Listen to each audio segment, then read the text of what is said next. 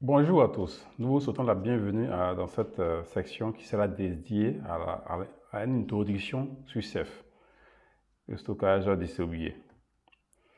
Bon, bien avant cela, faisons un point de situation de ce que nous connaissons de ce qu'est le stockage en entreprise. Nous avons d'ordinaire un matériel propriétaire qui est fourni à l'entreprise à l'achat. Et sur ce matériel propriétaire, vous avez des logiciels en fait propriétaires qui sont chargés de piloter tout ce qui a comme disque de stockage sur ce matériel. Voilà. Et associé à cela, vous avez un contrat de maintenance.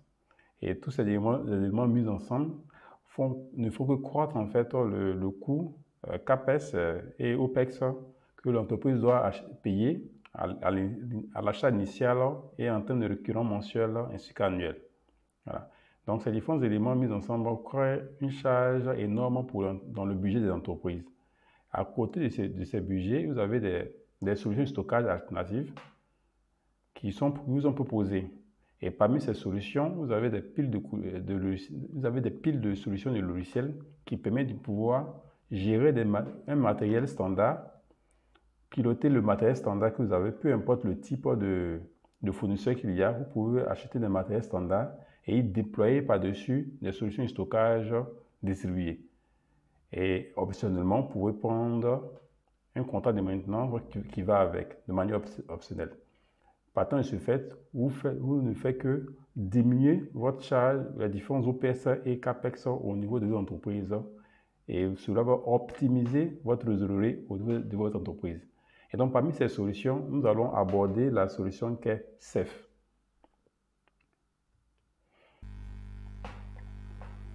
Très bien. Il faut dire qu'en termes historiques, Ceph a vu le jour en 2007 par l'initiative de M. Serge Weil, qui l'a fait d'abord dans le cadre de sa thèse de doctorat qu'il a obtenue en 2007. Et donc, à l'issue de l'obtention de ce doctorat, il a toujours continué à travailler sur cette solution, à telle enseigne qu'en 2012, il a cofondé une entreprise du nom de InTank, qui avait pour but de pouvoir livrer un support sur cette solution.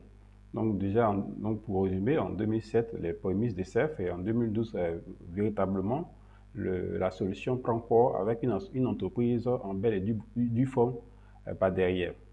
Il faut dire qu'en 2014, cette entreprise a été rachetée par Red Hat, mais ceci n'empêche pas le fait que la solution reste toujours open source. Voilà. Donc, autre élément à comprendre, le nom Ceph vient des céphalopodes, qui sont des animaux en fait marins ou des poulpes aussi, des poulpes qui ont des tentacules. Voilà, les tentacules qui représentent de façon imagée les différents disques sur l'infrastructure. Et avec une tête de monitoring qui se charge de pouvoir orchestrer tous ces différents éléments sous-jacents. Il y a eu plusieurs versions de Ceph depuis 2012. Et la version qui sera la cible de notre installation dans le cadre de cette formation est la version 13 Mimic. C'est celle-là qui sera installée sur l'infrastructure de formation. Pour beaucoup, il y a beaucoup de surnoms qui sont donnés à Ceph. Ceph, il y a d'abord, on entend dire, c'est le Linux du stockage. Voilà. Il y a aussi certains qui disent que c'est un software defined storage. Il y a aussi d'autres appellations qui disent que c'est un stockage unifié. Il y a certains qui ont même la prétention de dire que c'est le futur du stockage.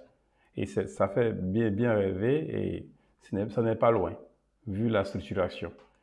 Il y a d'autres personnes qui encore disent que c'est un stockage extensible. Tous ces différents noms ne sont pas faux, mais on va parler de ce qu'est réellement en substance Ceph. Ceph, c'est d'abord une solution de stockage open source, voilà, qui est compatible avec plusieurs types de matériel standard, que ce soit des serveurs sur la partie IP, les switches et autres, sur la partie hardware disque, que ce soit des disques en plateau, des disques SSD, des disques NVMe, des disques SAS, tous ces différents éléments sont compatibles avec la pile de logiciel Ceph. C'est aussi un cluster de stockage qui se veut, qui fournit un stockage de type bloc, fichier et objet. cette même pile de logiciels vous permet de pouvoir avoir ces 3 types de stockage que nous connaissons en l'état actuel au niveau de l'informatique actuelle. Donc, nous allons sans plus tarder parcourir ces différentes caractéristiques un peu plus en profondeur. Ceph, c'est d'abord la fiabilité. Voilà, il n'offre aucun SPOF dans son architecture initiale, dans son architecture déployée, il n'offre aucun SPOF. Il n'y a aucun point de fragilité qui est introduit. Si jamais l'installation est faite selon les recommandations données, vous n'aurez aucun SPOF dans votre infrastructure de stockage. Il y a aussi le fait qu'il y a une pérennité des données qui sont stockées sur les différents disques du fait de modes de réplication qui sont mis en jeu. Il y a 2 types de modes de réplication ou de modes de copie des données. Il y a le mode replicated ou le mode et le second mode qui est le mode erasic coding. Ces 2 modes de réplication permettent de pouvoir fournir une pérennité des données sur les différents disques. Aussi, dans son fonctionnement, il y a le fait que si jamais vous réalisez une extension de votre infrastructure, vous n'aurez pas d'interruption de service.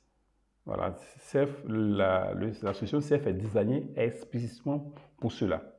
Il y a aussi le fait de pouvoir avoir exactement la donnée enregistrée. C'est cette donnée-là qui sera lue et reçue par celui qui l'a précédemment enregistrée. D'où le fait d'être cohérent et exact quant aux objets ou aux données qui ont été stockées. Ceph, comme déjà précédemment annoncé légèrement, est scalable, est extensible.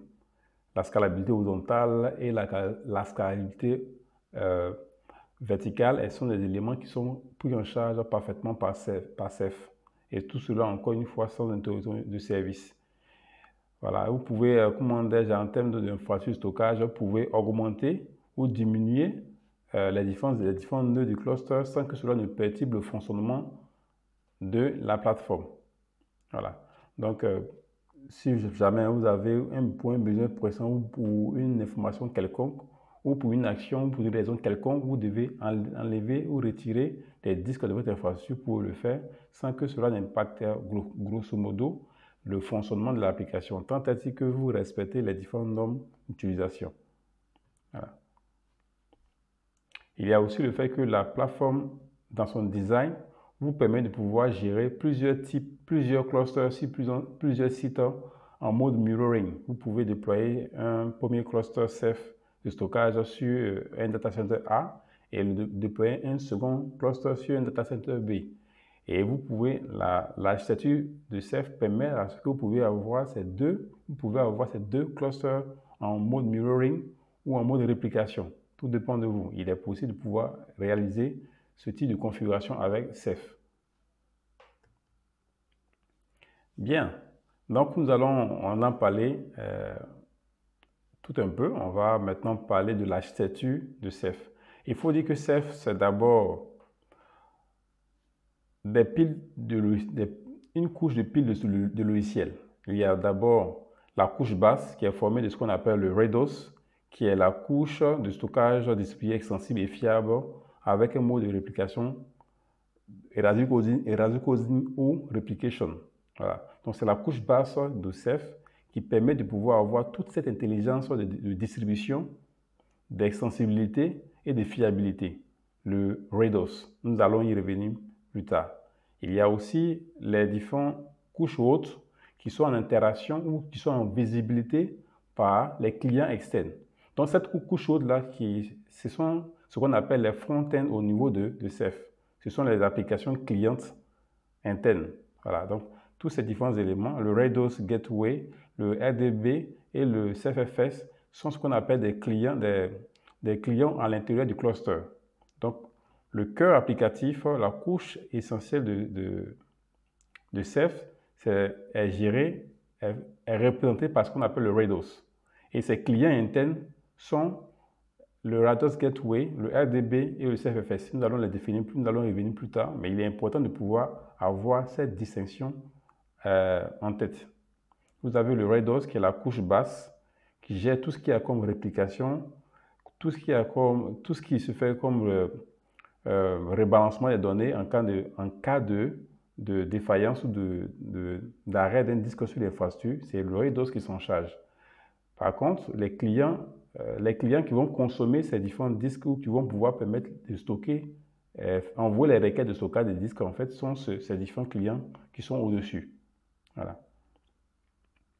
À distinguer des clients externes, c'est-à-dire les machines virtuelles, les applications externes qui vont venir, qui vont vouloir attaquer le cluster. Voilà.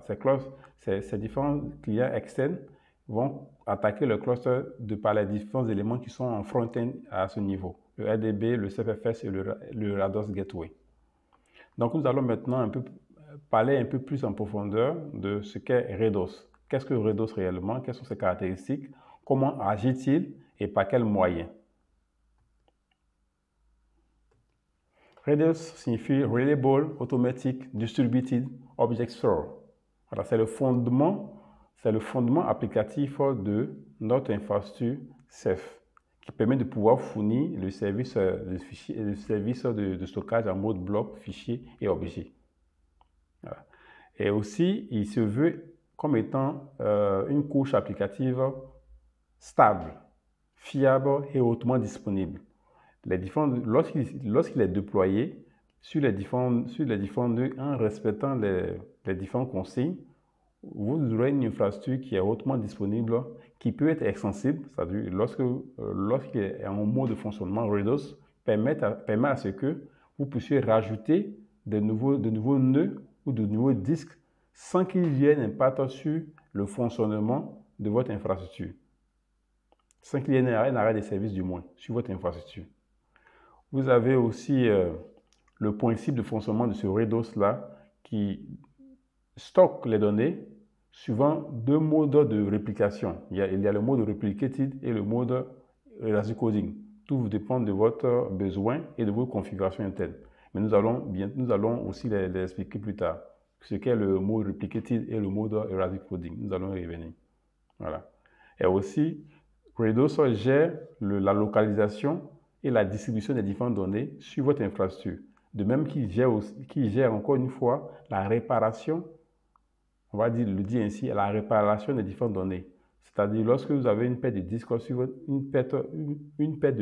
votre infrastructure, c'est encore Rados qui va se charger de pouvoir compenser ou du moins pallier cette perte en fait de disque. Voilà. Parce qu'on ne parlera pas ici de perte de données parce que les données effectivement qui sont sur le disque ne seront plus sur l'infrastructure, mais il y aura encore des copies sur des disques externes. Et c'est à partir de ces copies que Rados va générer en fait de nouvelles copies sur votre infrastructure afin de garantir la pérennité des différentes données sur l'infrastructure. C'est aussi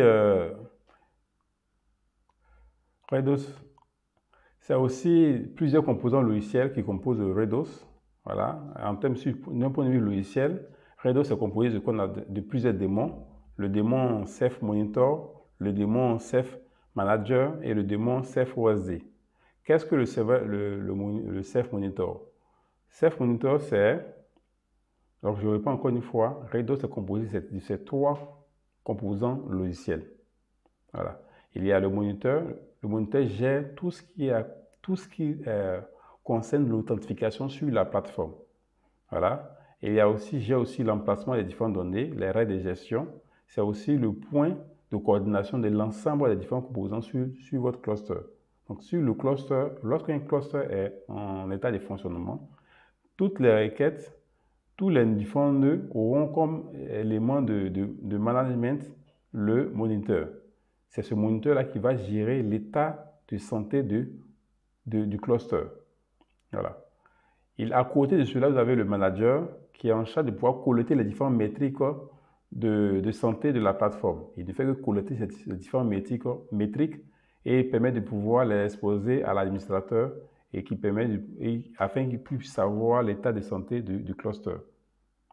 Voilà. Donc, pour revenir au moniteur, il est conseillé d'en avoir un nombre pair, tout le temps un nombre pair de moniteurs dans votre infrastructure. Et ces nombres pairs-là, ça peut être 1, ce qui n'est pas conseillé du tout en production. Il faut absolument l'éviter. Vous pouvez avoir 3, 5 ou 7 moniteurs dans votre cluster. C'est ce qui est conseillé. Mais en production, il faut absolument avoir au minimum 3 trois moniteurs dans votre infrastructure. C'est une recommandation qui est forte. Avec un, votre infrastructure va effectivement, la solution pourra bel et bien fonctionner, mais vous êtes en danger. Si jamais le moniteur prend un coup systématiquement, votre infrastructure s'écroule. Voilà, du moins, votre infrastructure s'arrête. Pas s'écroule, mais s'arrête systématiquement. Voilà. Vous avez aussi ce qu'on appelle le démon OSD, qui est, on va dire, c'est un petit ordinateur en fait, parce que c'est un démon donc qui va consommer de la RAM et de CPU. Et il va se charger de pouvoir écrire les différents objets, les différentes données sur les disques. Voilà, donc vous aurez vos différents hôtes sur vos serveurs de disques. Et dans ces différents hôtes, vous pouvez avoir 10 disques. Voilà, pour le stockage des différentes données. Et chaque disque sera représenté par un démon OSD. Donc, sur un serveur physique, il y a par exemple 10 disques, vous aurez 10 démons OSD qui y seront. Voilà. Donc, il gère l'écriture et la lecture des différentes données qui sont envoyées par les différents clients.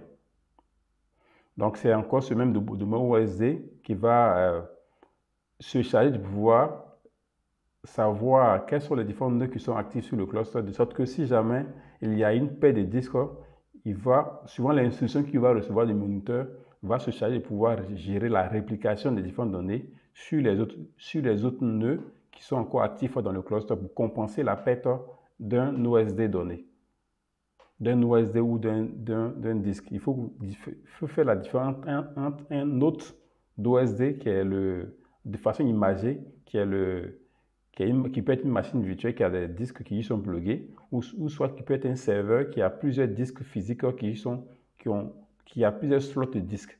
Voilà. Donc ça, c'est l'autre OSD. Et vous avez à côté de cela, vous avez le démon OSD. Voilà, c'est celui dont on parle ici. Donc sur votre infrastructure, vous pouvez avoir 10 serveurs, 10 autres OSD. Et au total, vous pouvez avoir 1000 démons OSD qui sont équivalents en fait des 1000 disques qu'il y a au total dans votre infrastructure. Ceph, en termes d'architecture, nous sommes habitués à avoir un client, une application externe qui envoie ses requêtes aussi une VIP au travers d'une VIP sur un serveur actif. Et lorsque ce serveur actif-là est en panne, il y a le backup qui prend le relais. Voilà. Donc, et par derrière ça, les requêtes sont envoyées sur un serveur back-end. Ceph ne se base pas sur ce type d'architecture legacy, mais a une autre approche pour pouvoir fournir le service aux différents clients. Il se base sur une architecture qu'on appelle une architecture client cluster. Donc, ce sont les clients externes. Ici, les clients externes ici donc, sont ceux dont on a parlé essentiellement. Il y a le Rados Gateway, il y a le CFFS et il y a aussi le troisième qui est sur le RBD. Voilà. Ce sont les trois éléments qu'on appelle les clients en question. Voilà. Qui embarquent la librairie Librados. Donc, c'est essentiellement en interfaçage de la librairie Librados que vous pouvez communiquer spécifiquement avec le RADOS. Donc, si vous avez une application qui embarque la librairie Librados, automatiquement, vous pouvez communiquer avec le RADOS, qui est la couche basse de notre infrastructure du cluster Ceph. Donc, encore une fois, un cluster de stockage Ceph est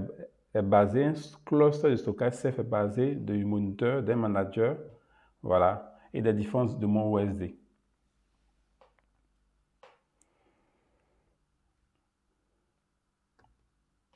Bien, comment se fait le stockage des différentes données au niveau de l'infrastructure du cluster Ceph?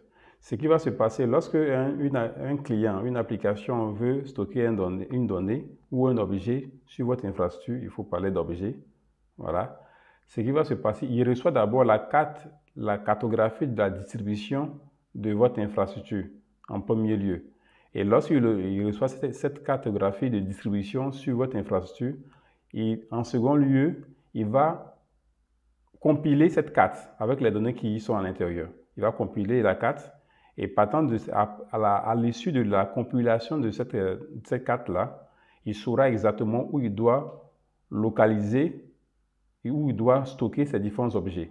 Donc, il y a une première phase en fait de réception de la carte de la part du moniteur. Voilà, comme déjà annoncé, c'est le maestro de toute l'infrastructure, il a toute l'intelligence de l'infrastructure. Donc, le moniteur lui envoie une carte en fait de votre infrastructure. Il y a une phase de compilation qui se fait. Voilà, on va y revenir. Qu'est-ce qui permet de faire cette compilation? Il y a une compilation de la carte qui est faite. Voilà, et partant de là, vous avez exactement où l'application sait exactement où est-ce qu'il doit stocker ou lire la donnée sur l'infrastructure, sur quel OSD il doit pouvoir lire ou écrire la donnée. Voilà. Et qu'est-ce qui se passe si jamais un OSD en question crash sur l'infrastructure? Ce qui va se passer, encore le moniteur va renvoyer une mise à jour de la carte. Voilà, il envoie une mise à jour de la carte au même client et le même client va recompiler de nouveau la carte pour savoir où sont de nouveau les différentes données, où doit-il pouvoir stocker ou lire la donnée auquel il doit avoir accès. Voilà, la donnée on va dire plus précisément l'objet. Voilà. Bien, c'est quoi un objet réellement Ceph? Un objet Ceph, un objet Ceph a plusieurs caractéristiques. Il a d'abord un nom, des attributs. Ces attributs, ça peut être la version en fait au niveau de cet objet. Voilà. Il a une charge, un payload, on va dire un payload en fait, une charge de données, voilà, qui peut aller de 0 à une dizaine de mégabits. Il a une attribut clé-valeur et plus précisément et spécifiquement, un objet Ceph est associé toujours à ce qu'on appelle un pool de données. Voilà.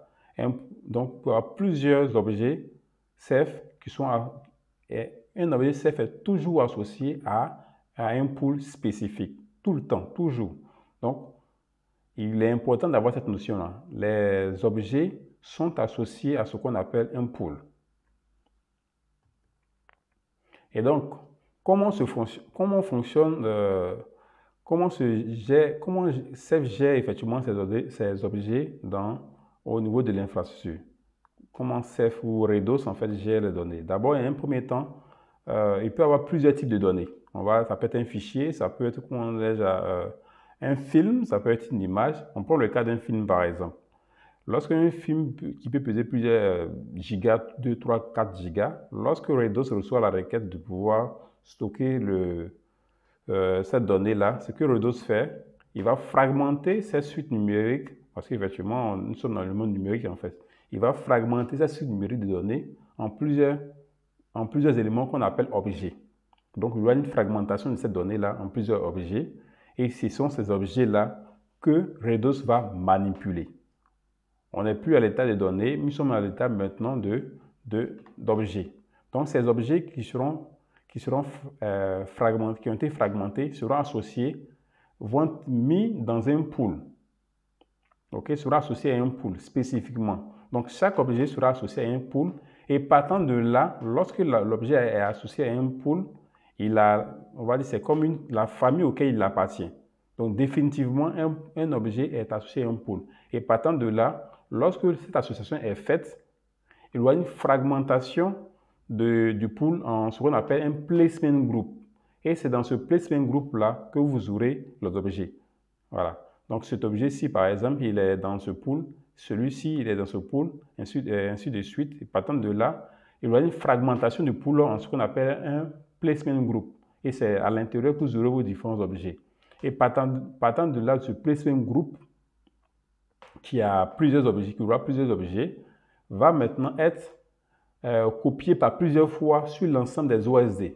Donc, par exemple, ce placement group-ci, par exemple, va être copié sur cet emplacement, sur cet OSD-ci, va être encore copié, va être dupliqué sur ce deuxième OSD, et la troisième copie va être encore copiée sur ce troisième OSD. Voilà. Donc, si jamais on veut une réplication de type d'un facteur de réplication de 3, par exemple, ce même placement group ou PG, on parle de PG, sera dupliqué par 3 fois. sur votre infrastructure. Et donc, voici comment est-ce que les différents objets se retrouvent stockés sur l'ensemble des disques ou l'ensemble des OSD sur votre infrastructure. Voilà. Donc, cette approche, en fait, répond, on pourrait se dire, mais pourquoi est-ce qu'on directement, on ne stocke pas la donnée sur les différents disques directement? On va l'illustrer par un exemple ordinaire. Dans l'ordinaire, ce qui se passe quand on n'a pas le CEF de déployer, il y a une copie, il y a une même copie du disque en fait pour pouvoir gérer la redondance. Un disque donné à son mirroring qui est juste à côté. Ok, donc et partant de ce mirroring, si jamais vous avez une donnée à copier, ces mêmes données est recopiée en mode mirroring, en copie exacte sur le disque qui est juste à côté. Ok, et ce type d'approche fait que on parle spécifiquement de mode RAID en fait, le RAID 1 par exemple, voilà, où les données sont spécifiquement copiées en doublon en doublon ou en triple en fait sur l'infrastructure. Et pour pouvoir mettre ce type d'infrastructure en place, il faut avoir les mêmes disques sur votre infrastructure, la même taille de disque, voilà, pour pouvoir espérer avoir ce mode mirroring qui soit mis en place. Voici d'où déjà une première contrainte de mise en œuvre. Par contre, avec le mode de réplication se basant sur le PG, vous n'êtes pas contraint, vous pouvez avoir du matériel standard comme déjà annoncé. Des disques peuvent avoir de différentes tailles, cela se paramètre sur l'infrastructure. Et vous pouvez stocker de manière aléatoire sur l'ensemble des disques vos différentes données. Les données ne sont pas forcément rattachées à des disques spécifiques, non. Ils sont distribués sur l'ensemble de votre infrastructure. Les données, les PG qui contiennent les différents objets sont distribués sur l'ensemble de votre infrastructure. Voilà. Sans que cela ne soit lié à un disque spécifique. Voilà. Et donc, dans cette première approche, que se passe-t-il lorsqu'on perd un disque? Lorsque vous avez une perte d'un disque, ce qui se passe, voilà, lorsque vous avez une perte de disque, vous êtes obligé, parce que lorsque vous avez perdu un disque, les données sont définitivement perdues, effectivement. Et vous n'avez que un facteur vous n'avez que 3. Si jamais vous avez effectivement fait une copie de 3 sur votre infrastructure, vous n'avez que les 2 copies qui sont, que 2 disques en fait qui sont en live, qui ont vos données actives sur votre infrastructure. Et vous êtes en déséquilibre. Vous êtes en situation de non-conformité de données sur votre infrastructure. Et ce qui se passe, c'est que les administrateurs de base les administrateurs de stockage, les administrateurs, généralement, ce qu'ils font, et rapidement, ils se dépêchent pour pouvoir insérer un nouveau disque qu'ils doivent avoir en spare. Et ce disque en spare doit avoir la même caractéristique que le disque qui est perdu. Voilà. Et donc, du coup, cela met une pression énorme sur les administrateurs lorsqu'ils perdent un disque sur leur infrastructure. Il faut faire réaliser le remplacement le plus tôt possible afin de pouvoir compenser la perte de disque qu'il y a dans votre infrastructure. Voilà. Et donc, deuxième problème, lorsque le disque est remplacé, il y a un temps de convergence, on va dire, de rebalancement de la donnée qui a été perdue sur le nouveau disque. Voilà. Donc, de la donnée qui a été perdue due à la perte de l'ancien disque. Mais par contre, les copies les copies des données qui sont sur les autres disques en fait en spare vont devoir être recopiées sur le nouveau disque. Et cette fenêtre en fait de copie peut s'étendre parfois sur une journée pour pouvoir aboutir à un seuil normal avant crash du disque. Et cela peut être un facteur de tension énorme pour ceux qui l'ont vécu. Cela peut être un facteur de tension énorme pour un administrateur qui est dans ce type de situation. Ça, c'est un disque. Imaginez-vous s'il perd deux disques. Voilà. Par contre, avec le mode de réplication avec PG, lorsque vous perdez un disque, celui-là par exemple, si vous perdez un disque, il a les données jaunes et ces deux données-là. Cette deuxième donnée. S'il perd ce disque, alors les PG qui sont sur ce disque sont effectivement perdus, mais par contre, leurs copies qui sont sur les autres disques, le disque, si ayant été détecté comme étant failed, ce qui va se passer, le moniteur, du moins l'infrastructure, va détecter la perte de disque et il va enclencher une action de recopie du PGRA, des autres copies en fait de PG sur un autre disque en fait où il y a de la place rapidement. Mais systématiquement, dès que la plateforme détecte la perte d'un disque, systématiquement, il y a les autres copies qui sont recopiées sur les autres emplacements et disques qu'il y a sur votre infrastructure. De sorte que vous avez toujours votre facteur de réplication qui est intègre sur votre infrastructure et vous pouvez prendre la journée, par exemple, le temps de pouvoir avoir un nouveau disque à insérer sur votre infrastructure. Parce que vous avez effectivement vous avez une pérennité de la différentes données sur votre infrastructure. Vous aurez toujours les 3 copies. Par exemple, si vous avez demandé à votre infrastructure d'avoir 3 copies de données sur votre infra, vous les aurez toujours sur l'infrastructure et vous serez safe, ce qu'on appelle, vous serez effectivement safe sur le sujet. Voilà. Et cela se fait systématiquement. On ne va pas dire simultanément, on va dire systématiquement. Dès que le disque crash, ou systématiquement, les PG sont rapidement recopiés sur de nouveaux emplacements sur votre disque. Voilà. Donc, pour pouvoir, comment se prémunir de la perte concurrentielle de plusieurs disques dans votre infrastructure? Ce qu'il faut faire, c'est d'abord, vous devez d'abord, à l'installation de votre infrastructure, ne pas mettre les mêmes disques, les mêmes serveurs de disques en fait sur une même rangée de racks. Il faut les distribuer. Si vous avez qu'un seul serveur, une seule salle technique, il faut mettre vos disques sur différentes rangées de racks. Il faut mettre vos différents serveurs de disques sur différentes rangées de racks. De sorte que si jamais un administrateur ou un agent d'entretien ou autre en fait intervient dans la salle technique et qu'il par méga débranche un câble d'alimentation, généralement les serveurs sont doublement redondés, mais si jamais il commet une action en fait qui fait que il y a le rack en fait perd l'alimentation électrique systématiquement, les données, les disques qui sont sur ce rack là seront hors ligne et votre infrastructure sera déséquilibrée, sera carrément out en fait. Donc pour pallier cela, il faut que vous ayez vos différents serveurs de disques en fait répartis sur plusieurs rangées de disques, sur plusieurs rangées de baies. Voilà. Donc ça c'est la première action à faire au déploiement. Ensuite, l'ayant fait, Ceph permet à ce que vous puissiez lui dire ou du moins implémenter votre politique d'emplacement des données sur votre infrastructure. C'est-à-dire, si jamais vous avez dans la rangée 1 le serveur l'host OSD qui est sur le rack 1 et que vous avez un deuxième host OSD qui est dans la rangée 2 sur le rack 7 par exemple, Ceph, dans son mécanisme, prévoit que vous puissiez lui donner cette information, ce qui est merveilleux. Et donc, dès que cette information est donnée à Ceph, il faut le faire et ça, c'est obligatoire. Ça, c'est une consigne qui est hautement recommandée. Il faut définir sur votre infrastructure l'hierarchie de stockage de votre infrastructure. Il faut la donner, il faut la configurer sur Ceph. Dans cette installation, nous allons y revenir. Nous allons vous montrer comment est-ce que vous pouvez le faire. Mais Ceph le prévoit dans la hiérarchisation des différentes données sur votre infrastructure. Ceph prévoit d'appliquer votre politique de hiérarchisation des données sur votre infrastructure. Et partant de cette politique-là, si jamais vous perdez, Ceph ne pourra pas copier les 3 données. Par exemple, si jamais vous avez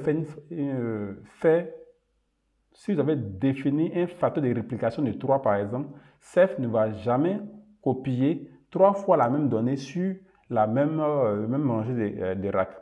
Ne le fera jamais. Voilà. Parce que vous lui avez dit en fait que voici comment sont répartis les différents hosts OSD sur mon infrastructure. Voilà.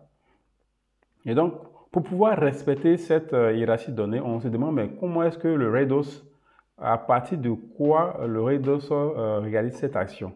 Et donc, pour réaliser cette répartition de ces différentes données sur votre infrastructure, Le réseau se base sur un algorithme. Voilà. Sur un algorithme qui est appelé le crush. C'est le crush qui va permettre à ce que qui puisse savoir exactement, qui puisse appliquer l'hierarchie en fait de l'hierarchisation des différents de votre politique d'hierarchisation des données sur votre infrastructure. Voilà. Donc l'algorithme crush, ce qui va se passer, on revient juste en arrière.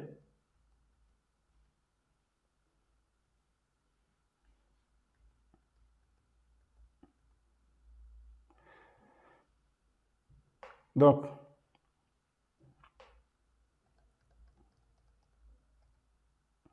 voilà, on est à ce niveau. Ici, c'est à ce niveau que l'algorithme crush va agir. OK? Il va agir à ce niveau. Lorsque il reçoit la carte, le client reçoit la carte. Lorsque le client reçoit la carte de distribution de vos clusters, le client, qu'est-ce qu'il va faire?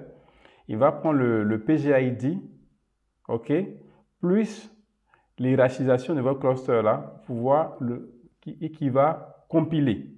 Et de cette compilation, il va sortir la liste en fait ordonnée du référencement des différents PG sur votre infrastructure. Et voici comment est-ce que CFO se base et réalise voici le mécanisme en fait mis en œuvre par CFO pour pouvoir localiser ou stocker les différents objets sur votre infrastructure. Voilà, tout simplement. Donc, il est important de pouvoir définir l'hierarchisation des différentes données sur vos clusters à l'issue de votre installation. Voilà.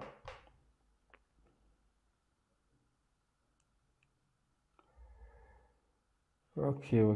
Aussi, il faut savoir que lorsque votre infrastructure, un point important, lorsque vous perdez un disque sur votre infrastructure, si jamais le disque a par exemple à 1% ou 2% des données utiles de stocker, c'est exactement ce sont ces 1% là de données qui seront répliquées rapidement sur votre infrastructure, pas plus. Voilà. Donc, ça vous dit que le flux de données qui va être répliqué en temps réel, qui va être recopié en temps réel sur votre infrastructure sera de 1% ou de 2%, qui sera proportionnel à la donnée qui aura été perdue suite à la suite du crash du disque en question. On va parler un peu plus en profondeur des modes de réplication qu'offre notre plateforme Ceph, sur laquelle en fait se base la plateforme Ceph. Il y a deux modes, ok, pour pouvoir assurer la pérennité ou la durabilité des différentes données ou la réplication des différentes données qui parle de données parle d'objets et les objets étant reliés aux pools, lesquels pools sont associés au PG. Donc pour pouvoir gérer la durabilité ou la pérennité de différents PG sur votre infrastructure, Ceph se base sur deux modes essentiellement de réplication. Il y a le mode replicated et le mode erasure coded ou erasure coding. Voilà. Le premier mode est le mode par défaut. Si vous n'avez pas, à la création d'un pool et autres, si vous n'avez pas spécifié à la création d'un pool, si vous n'avez pas spécifié le mode de réplication par défaut, c'est le mode replicated qui va s'appliquer. Et le mode replicated simplement, et le facteur de réplication par défaut est de 3. Si vous ne spécifiez pas le facteur de réplication, la valeur par défaut sera de 3. Voilà. Donc, ça signifie que si vous avez par exemple une capacité totale de 300 Go sur votre infrastructure, la capacité utile que vous pouvez utiliser la taille de données utiles que vous pouvez utiliser sera de 100 Go. Parce que le facteur de réplication utilisé ici est de 3. Vous aurez un tiers de données utiles en fait que vous pouvez utiliser sur votre infrastructure. Voilà. Donc, comme vous le voyez, il est assez gourmand en espace disque. Voilà. Par contre, si jamais vous perdez un disque, rapidement, les données sont recouvées sur les autres disques de votre infrastructure. Parce qu'il n'y a pas beaucoup de... La plateforme ne se casse pas la tête. Voilà. Et j'ai perdu un disque. Et les autres copies, je les prends et je les recopie rapidement sur les autres emplacements libres sur l'infrastructure. Du coup, vous n'avez pas de souci à vous faire à ce niveau. Et aussi, vous pouvez changer le facteur de réplication. Dès que vous le changez, la plateforme s'adapte à cela. À côté de cela, vous avez le ratio coding. Voilà. Comment est-ce qu'il marche en fait? C'est que lorsque vous avez un objet, il est fragmenté en deux parties. Voilà. Ce qu'on appelle le data chunk et le coding chunk, le facteur différenciant. Et ces différentes données-là sont stockées sur les différents. La donnée qui sera stockée sur votre infrastructure est le chunk K. OK? Donc, qui sera stocké sur l'ensemble des différents OSD. Donc, en cas de perte d'un OSD, la réplication des différentes données, des données se fait sur la base de ces deux éléments qui sont calculés. Par exemple, si vous avez un facteur de K qui est égal à 6 et un facteur M qui est égal à 2, vous ne pouvez tolérer que la perte de 2 disques en fait sur votre infrastructure. Si vous perdez 3 disques, vous êtes en situation de... vous aurez perdu la donnée sur votre infrastructure. Donc, si vous prenez une valeur M est égale à 3, par exemple, vous pouvez tolérer une perte de disques qui est égale à 3. Voilà. Si vous perdez 4 disques, vous allez perdre des données sur votre infrastructure. Donc, il faut faire très attention dans la manipulation de ces différents chiffres. Si jamais vous voulez optimiser le stockage ou bien la disponibilité de stockage, le taux de stockage utile sur votre plateforme. Dans l'exemple ici donné, si vous avez un K égal à 6 et un M est égal à 2 par exemple, vous pouvez utiliser jusqu'à 75% des disques de la capacité de votre infrastructure. Voilà. Ça s'apparente un peu au RAID 5 ici et autres. Donc, ce type d'approche, le ratio coding, convient plus à des données froides ou à des optiques en fait d'archivage de données et autres. Voilà. Parce que si jamais vous perdez un disque, cela va beaucoup solliciter la RAM et la CPU. Même à l'écriture des différentes données, cela sollicite énormément la RAM et la CPU. Et donc, si jamais vous voulez, si vous pouvez un pool de données qui a pour but de pouvoir gérer un service temps réel, ceci n'est pas conseillé. Voilà, parce que la RAM et la CPU sont extrêmement sollicitées pour l'écriture et le recouvrement des différentes données en cas de perte. Donc, ce n'est pas conseillé. Vous pouvez, si vous avez besoin de pouvoir le faire pour un service temps réel et autres, vous devez aller sur le mode Replicated. Voilà. Bien, nous allons passer à une nouvelle couche de la plateforme Ceph, voilà, qui est le RAIDOS. RAIDOS est une librairie nativement écrite en C, voilà, qui permet de pouvoir avoir accès à la couche basse qui est RAIDOS. Il est écrit il est aussi disponible en C++, en Java, en Python ou Ruby et même PHP. Donc, si vous avez une application qui est écrite dans ces différents langages, vous pouvez importer la librairie LibreDOS afin de pouvoir avoir accès à RAIDOS. Et donc, l'ayant implémenté, vous pouvez avoir accès aux différents périphériques, blocs, aux objets, du moins un stockage de type objet, pour aussi avoir accès à un stockage de type file system. Voilà. Donc, toute application qui l'implémente, tout élément qui implémente cette librairie peut avoir largement avoir accès à ces différents services. Donc, lesquels services que nous allons maintenant découvrir. Le premier service,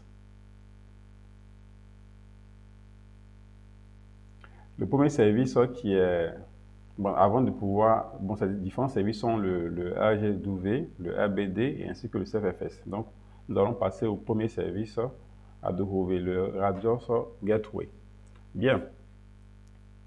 Il faut dire que le RADOS Gateway vous fournit un stockage objet. Voilà, un objet peut être un fichier, ça peut être du texte, un fichier TXT, ça peut être une vidéo. Voilà, ça peut être tout élément que vous voulez bien uploader via une interface web, essentiellement. Donc, l'accès à ce service, ça se fait via le protocole HTTP. Voilà. Et donc, ayant ce type d'interface en front-end, vous pouvez y uploader vos différents objets. Voilà, vos différents fichiers que vous voulez bien vouloir euh, sur la plateforme la plateforme Ceph. Donc, ici, la compatibilité. Si vous avez une application qui a un accès qui implémente le protocole S3 ou Swift, vous pouvez y uploader vos différents objets. Il faut dire qu'un même objet qui est stocké sur l'interface Rados, sur Ceph, peut être accédé via le protocole S3 ou soit Swift. Donc, indépendamment des deux protocoles implémentés, vous pouvez avoir accès à un même objet. Voilà, tant que vous respectez les spécifications d'accès qui ont été générées à l'issue de la création des différents comptes d'accès aux différents services. Voilà. Donc, les objets seront logés dans ce qu'on appelle des buckets. Voilà. Et aussi, il faut dire qu'il faut distinguer les objets Rados sont des objets LGW. Un objet LGW peut atteindre plusieurs gigas, voire même plusieurs téras, suivant l'uploading qui est en cours. Mais par contre, au finish, ces objets sur on va dire le data lake. Le data lake Rados cluster, au niveau du Rados cluster, sera vu essentiellement comme étant des objets, puisqu'ils seront à chaque fois fragmentés afin de pouvoir les insérer au niveau du cluster Ceph. Voilà. Donc, si vous avez, voilà, on va maintenant passer au Rados Block Device. À ce niveau, il faut dire que le Rados fournit des périphériques de type disque qui peut être vu au niveau des machines virtuelles, comme étant un slash dev SDA et autres. Voilà, si vous voyez, vous pouvez voir ce type de périphérique sur votre machine virtuelle. Et donc qui a en fait un périphérique de type disque bloc qui est exposé à ces différentes machines virtuelles. Et donc, pour la communication avec ce type de technologie, le RBD a déjà été implémenté, a été intégré depuis la version 2.6 de Linux. Il faut dire aussi que les différents les hyperviseurs que sont le QEMU, le KVM, Zen peuvent aussi démarrer des machines virtuelles qui ont des périphériques disques RBD en fait, un RBD. Et donc, depuis la librairie de gestion des machines virtuelles aussi, LibVit, qui gère les différentes machines virtuelles sur KVM, implémente parfaitement le Rados et le RBD. Donc, vous avez, au niveau du RBD, vous avez plusieurs fonctionnalités, donc, dont le clonage des différentes données. Vous pouvez cloner une machine virtuelle sur RBD, la librairie, la fonctionnalité le permet parfaitement. Il faut aussi dire que le RBD, le Rados Block Device, permet de pouvoir être compatible avec OpenStack. Vous pouvez y stocker ou interfacer la source de stockage de vos différentes images, de vos différents voilà, le stockage bloc au niveau de OpenStack, vous pouvez aussi les faire stocker. Voilà. Il y a aussi les Kubernetes, voilà, pour les conteneurs. Il y a aussi Proxmox, l'hyperviseur. Cet hyperviseur-là, il y a aussi CloudStack, le Nebula ou OpenNebula, qui sont parfaitement compatibles avec le RBD. Autre particularité de RBD au niveau des Ceph, c'est que vous pouvez implémenter ce qu'on appelle les fonctionnalités de mirroring entre deux clusters Ceph. Si vous avez deux clusters, par exemple sur un data center A et un data center B, vous pouvez les mettre en mirroring et du coup mettre en place ce qu'on appelle un DRP. Voilà.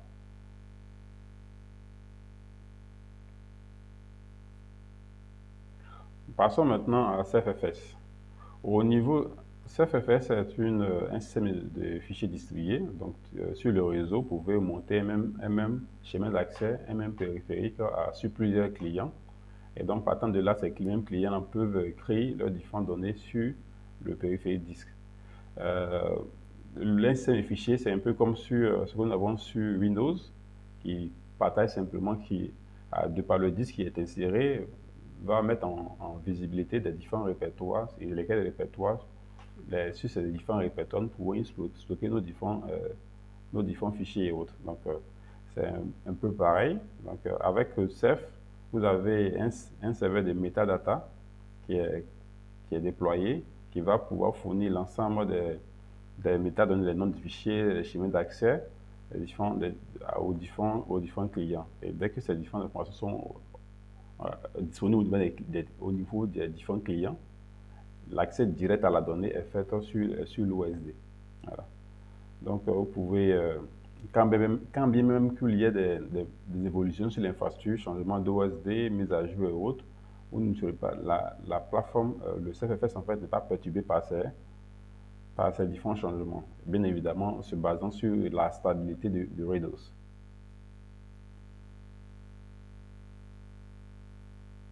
Bien, nous allons maintenant passer à la couche de management de l'infrastructure Ceph. Ici, Ceph, sur la version Mimim que nous avons installée, implémente ce qu'on appelle le dashboard. Il est disponible depuis la version Luminos. Donc, le dashboard fournit un ensemble de métriques de santé sur la plateforme et aussi des éléments de monitoring. Vous pouvez savoir est-ce que les composants sont up, down et autres. L'interface vous le fournit. On va rapidement le voir.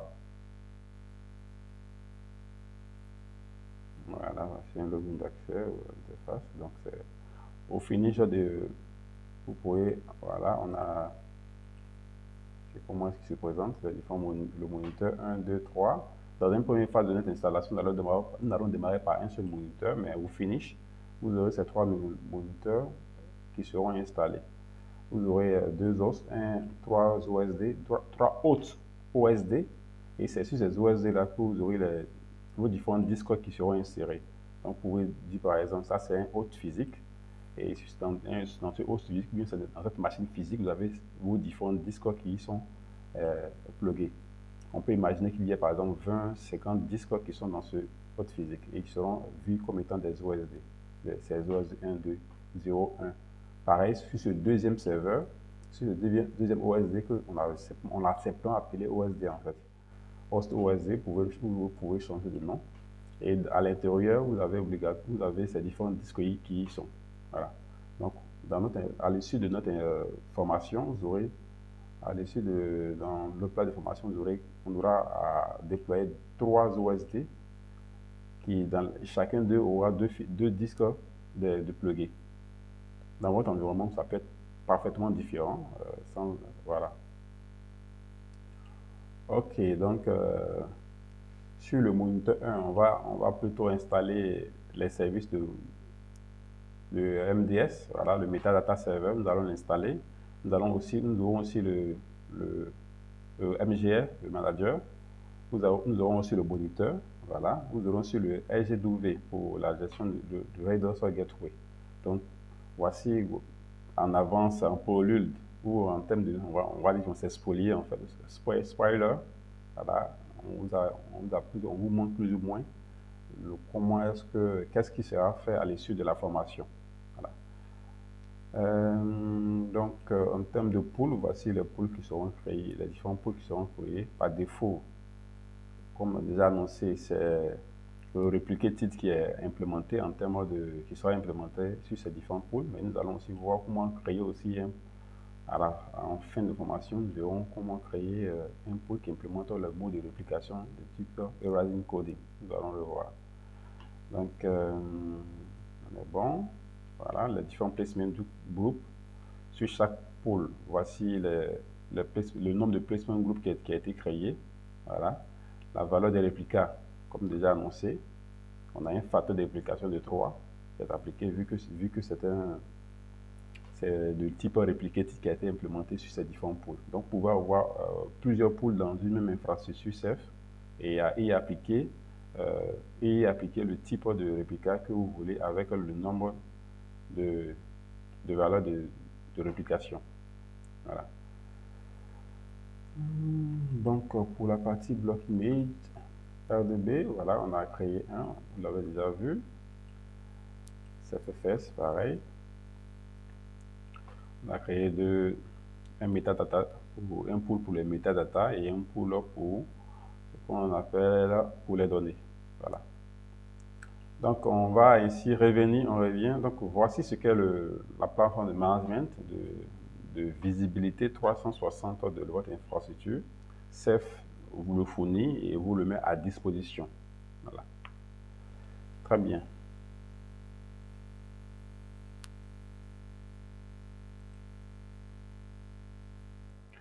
Pour l'installation de Ceph, il y a plusieurs options possibles. Là, vous avez le Ceph Deploy qui vous est fourni en Cibo pour comme utilitaire aussi, qui vous permet de pouvoir installer une infrastructure Ceph. Il y a Rogue sur le périmètre de conteneurs et conteneurs. Il y a DeepSea, vous avez le Puppet et aussi Ceph Admin qui est le tout dernier, qui est en voie d'être l'élément privilégié, qui est l'élément privilégié, qui est en voie, on va le dire ainsi, qui sera l'élément privilégié pour l'installation. Et nous, dans le cadre de notre déploiement, nous allons utiliser le Ceph Deploy. C'est celui-là que nous allons utiliser, le moyen de déploiement, sachant que indépendamment des moyens de déploiement, lorsque l'infrastructure est bâtie, l'administration est tout autre. Voilà, donc le plus important, c'est d'arriver à l'installation de votre infrastructure et l'administrer afin qu'il puisse fournir les différents services que vous recherchez. Voilà. Donc, pour faire juste un petit résumé, Ceph, c'est aussi un parfait logiciel de gestion de stockage qui s'interface à l'ensemble des différentes plateformes de cloud que nous connaissons à ce jour. Voilà, le Québec, l'OpenStack, vous avez aussi les Kubernetes pour la gestion des différents conteneurs. Voilà. Le monde Linux n'est pas en reste, puisque c'est sur ce monde Linux sur lequel le Ceph se base, pareillement pour la partie hyperviseur. Il faut dire aussi que sur Windows, il y a très récemment, il y a à peu près moins d'un an, je pense bien si j'ai bonne souvenance, qu'on peut maintenant s'interfacer avec le monde Ceph pour pouvoir avoir accès au stockage fichier. Donc sur ce, je vous dis grand merci de votre attention. Soyez attentifs durant toute la phase d'installation. Il y a beaucoup à apprendre, à découvrir et le meilleur reste à venir à l'issue de cet apprentissage qui vous sera donné. Je vous remercie.